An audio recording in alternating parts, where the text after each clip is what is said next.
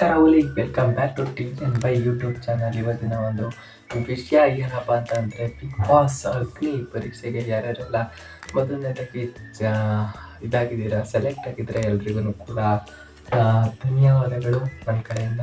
ಹಾಗೆಯೇ next big boss ಅಗ್ನಿ ಪರೀಕ್ಷೆಯಲ್ಲಿ ಯಾರ್ಯಾರೆಲ್ಲ ಜಡ್ಜ್ ಆಗ್ತಾರಪ್ಪ ಅನ್ನೋದೇ ಇವತ್ತಿನ ಒಂದು ವಿಷಯನ ಹೇಳೋಕ್ಕಿಂತ ಮೊದಲು ಎಲ್ಲರೂ ಕೂಡ ಲೈಕ್, ಶೇರ್, ಸಬ್ಸ್ಕ್ರೈಬ್ನ ಮಾಡ್ಕೊಳ್ಳಿ. ಹಾಗೆಯೇ ಹೈಪ್ ಕೂಡ ಮಾಡಿಕೊಟ್ಟಿ ಗೈಸ್. ಮೊದಲನೇದಾಗಿ ಬಿಗ್ ಬಾಸ್ ಅಗ್ನಿ ಪರೀಕ್ಷೆ ಇದೊಂದು ಒಂದು ಐಕಾನಿಕ್ ಆಗಿ ಐಡಿಯಾ ಮಾಡಿರೋದು ಬಿಗ್ ಬಾಸ್ ಅವರು ಈ ಸರಿ ಅಂತಲೇ ಹೇಳ್ಬೋದು ಗೈಸ್. ನಮ್ಮ ಕನ್ನಡ ಬಿಗ್ ಬಾಸ್ನಲ್ಲೂ ಕೂಡ ಈ ಥರ ಒಂದು ಐಕಾನಿಕ್ ಐಡಿಯಾ ಬರುತ್ತೆ ಅಂತ ನಾನಂತೂ ಅಂದ್ಕೊಂಡೇ ಇರಲಿಲ್ಲ. ಅದನ್ನು ಕೂಡ ಈ ಸಲ ತಂದಿದ್ದಾರೆ. ಗ್ರೇಟ್ಫುಲ್ ಅಂತಲೇ ಹೇಳ್ಬೋದು ಅವರಿಗೆ. ಹಾಗೆಯೇ ಇವತ್ತಿನ ಒಂದು ವಿಷಯದಲ್ಲಿ ನಾವು ಬರೋದಾದ್ರಪ್ಪ, ಯಾರ್ಯಾರು ಈ ಅಗ್ನಿ ಪರೀಕ್ಷೆಗೆ ಜಡ್ಜ್ ಆಗಿ ಬರ್ಬೋದು, ಇಂದಿನ ಸೀಸನ್ನ ಎಲ್ಲ ಒಂದು ಬೆಸ್ಟ್ ಕಂಟೆಸ್ಟೆಂಟ್ಗಳು ಅಂದರೆ ಫೈರ್ ಆಗಿರೋರು ಈ ಒಂದು ಅಗ್ನಿ ಪರೀಕ್ಷೆಗೆ ಬರ್ತಾರೆ ಅಂತಲೇ ಹೇಳ್ಬೋದು ಗೈಸ್.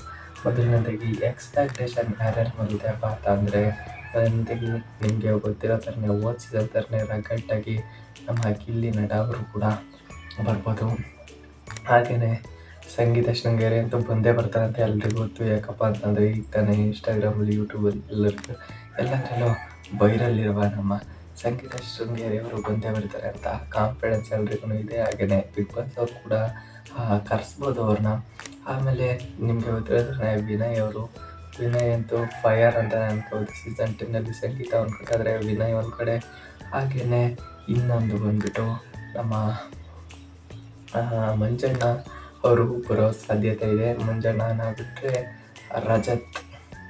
ಇಷ್ಟು ಜನ ನಮ್ಮ ಒಂದು ಬಿಗ್ ಬಾಸ್ ಸೀಸನ್ 13 ಅಗ್ನಿ ಪರೀಕ್ಷೆಯ ಜಡ್ಜ್ಗಳಾಗಿ ಬರ್ಬೋದು ಅಂತಲೇ ಹೇಳೋದು ಗೈಸ್. ಅದರಲ್ಲಿ ನಮ್ಮ ಗಿಲ್ಲಿ ನಟ ಅವರು ಅಂತೂ ಸೈಕತ್ ಅಂದ್ಕೊಳ್ಳಿ.